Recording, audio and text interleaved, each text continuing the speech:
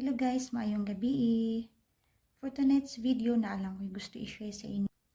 But before anything, let me say thank you to my dear valued organic viewers. Thank you so much sa pagbisita ninyo sa ako ang mga upload sa YouTube. And if ever makita ninyo nga video, please i-comment down ang inyong main channel. And from day on, doon ako mo sa inyong mga upload sa inyong YouTube channel. So tonight, akong i-demonstrate sa inyo how I took care about myself in a very easy way.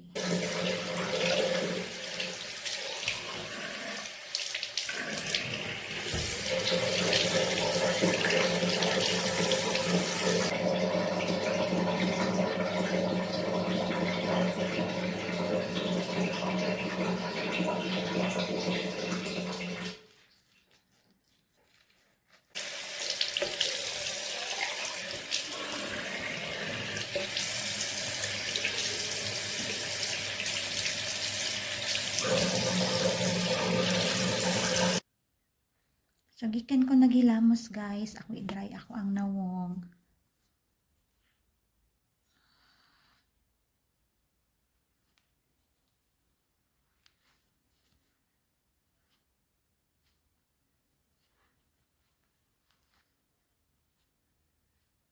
Ato siyang i-dry og tarong.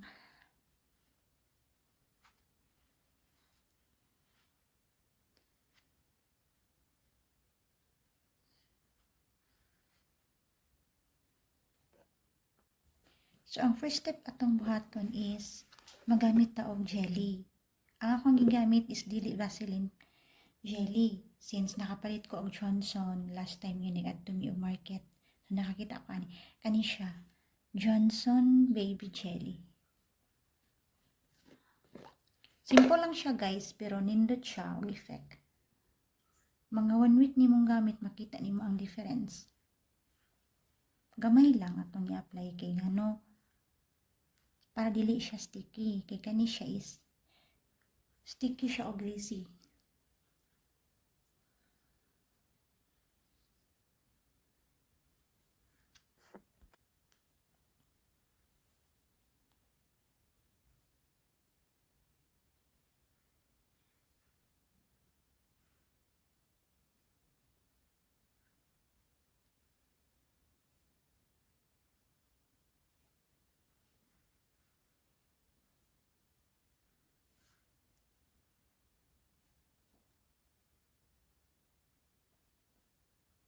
Tuog butang ato siya i-massage gamay para mo penetrate siya. Sticky kay ni siya. Dili siya mo absorb sa panit.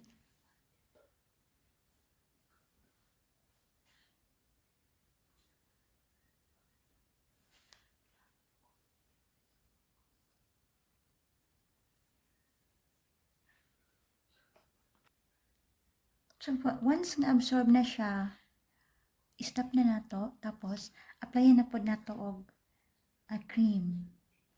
Akong gamit is the same before katong ako ang gi-video ang gipakita sa inyo. Johnson Soft Cream.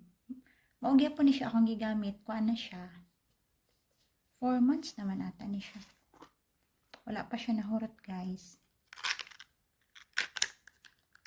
So gamayon lang gyapon nato apply since sticky gyapon ni siya.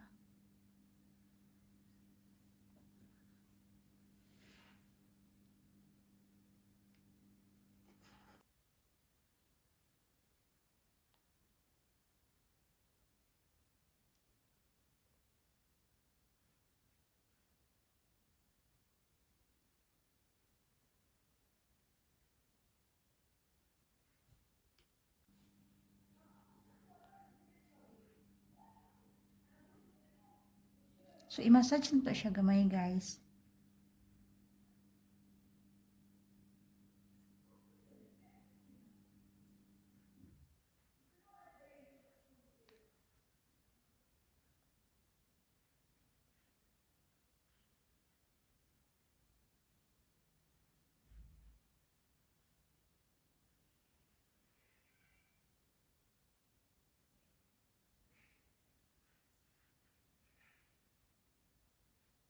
Okay na siya.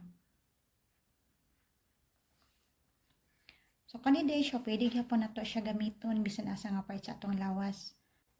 So guys, ang jelly day nga akong gamit is isa ka skin conditioner. Pareha ani. Kani akong gamit is Johnson's Baby Jelly para sa skin conditioner. Pwede siya sa mga gina nga gabulad sa init, kanang exposed permi sa hangin, gatrabaho sa farms, wala siya side effect kay ngano isa man siya ka skin conditioner. So sa akong mga friends diya, mga igagaw, mga auntie nga gusto mo try. Wala may kumo guys kung mo try tano kung asa tahiyang. So naaman po te katungod nga ati mo na atong kaugalingon as lady dili ingon nga kanang para ingnon nga gwapata kung dili tungod kay love na to atong kaugalingon. See you on my next video guys. Thank you so much. God bless and take care everybody.